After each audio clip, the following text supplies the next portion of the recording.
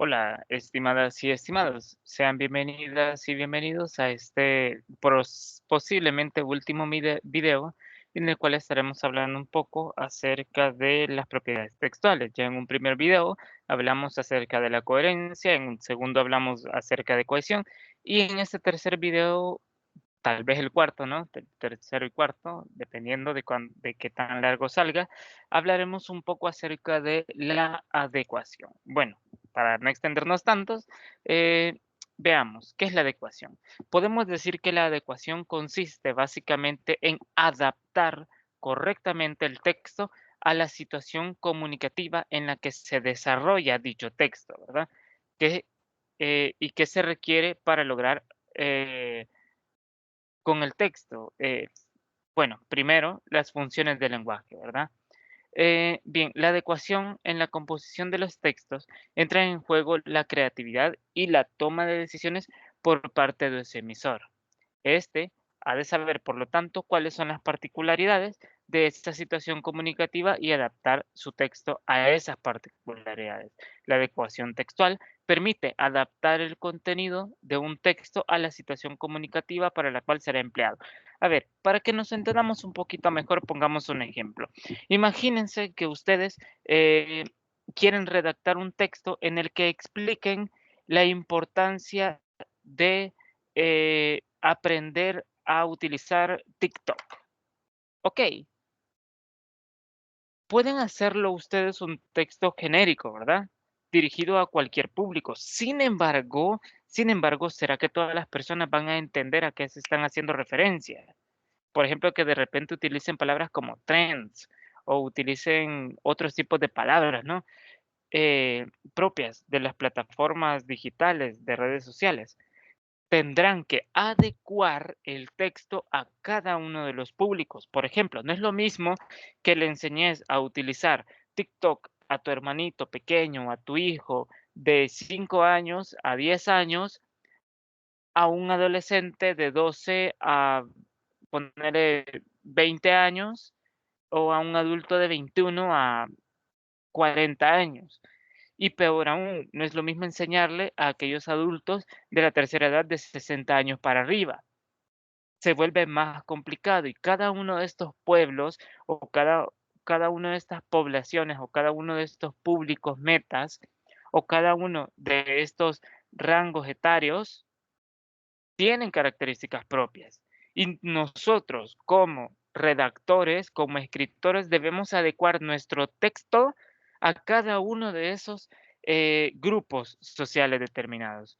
Pero no basta ahí. Esto va un poquito más allá acerca de la edad.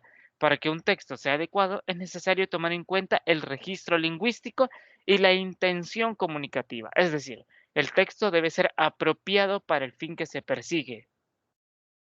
Y no solamente eso, tomar el registro lingüístico, ¿verdad? No es lo mismo hablar para una persona profesional de cierta área que hablarle a una persona que no es profesional en esa área específica, ¿sí?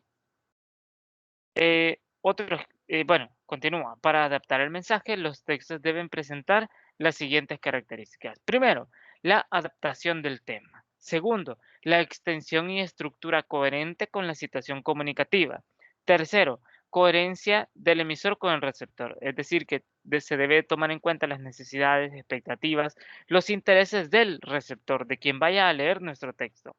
Idoneidad respecto de la situación espacio-temporal en la que se produce. Es decir, si es una fiesta, se va a tomar un tono festivo. Si es algo serio, el texto se va a tornar serio.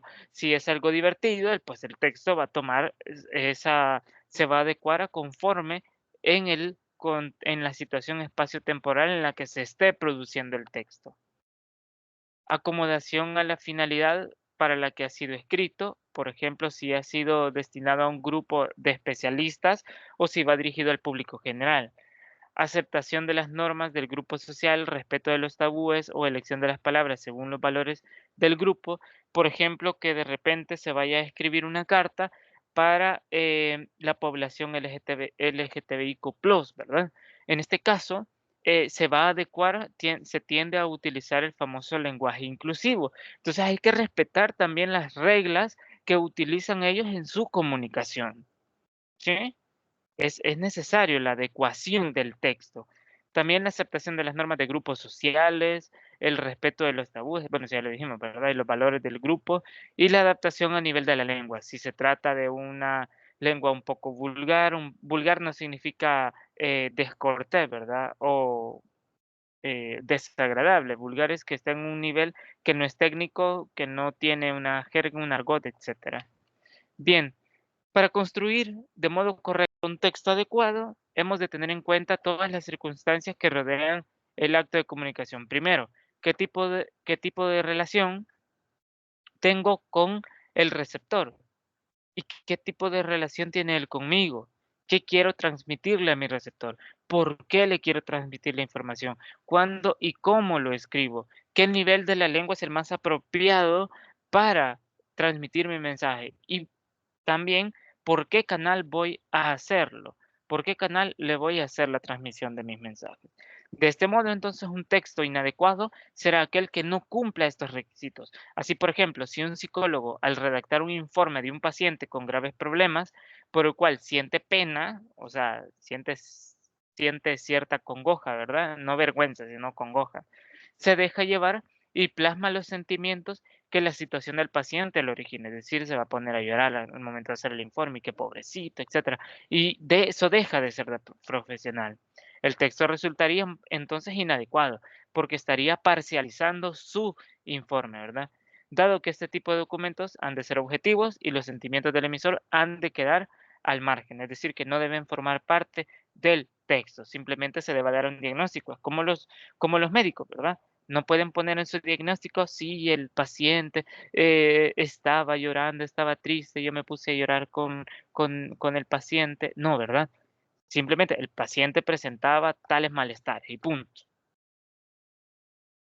Estamos adecuando los textos, ¿verdad? Bien, eh, también hay que ver la diversidad idiomática. Por ejemplo, ver los lectos. ¿Qué son los lectos?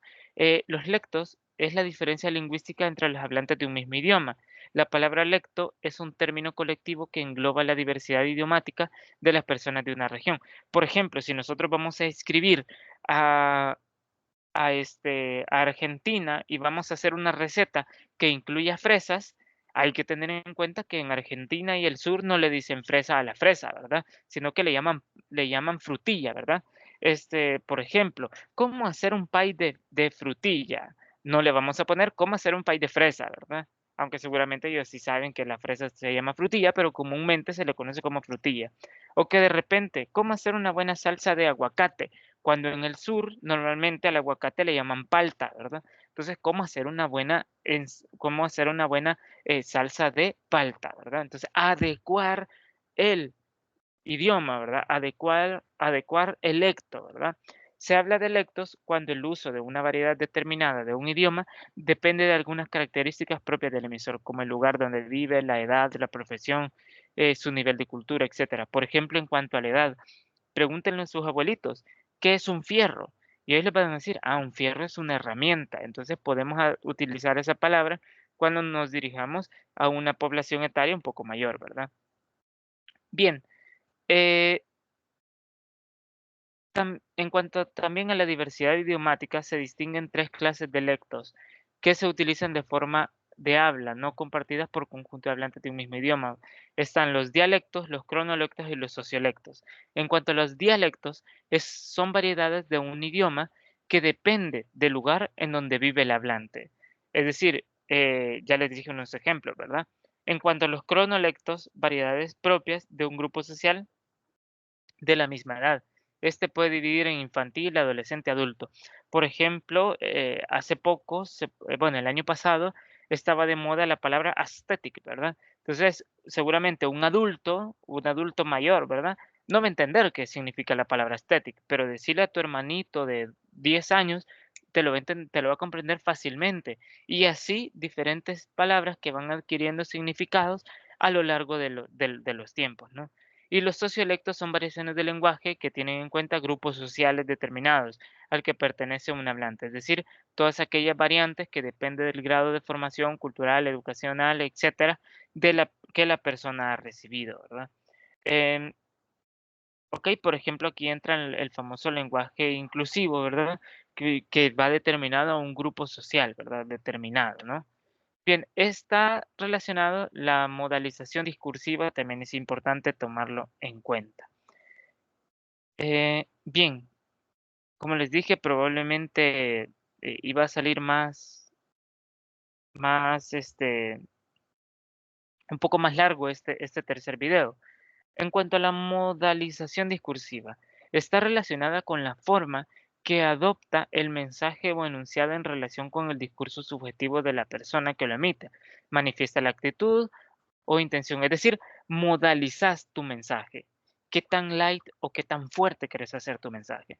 En una conversación, una persona puede manifestar su punto de vista ante un hecho y el resto de personas diferir con lo que dice, puesto que cada una tiene su propia opinión. Es decir, en cuanto a la modalización es qué tanto vos te moderás al momento de redactar tu mensaje o lo decís como te parece mejor hacerlo, ¿verdad?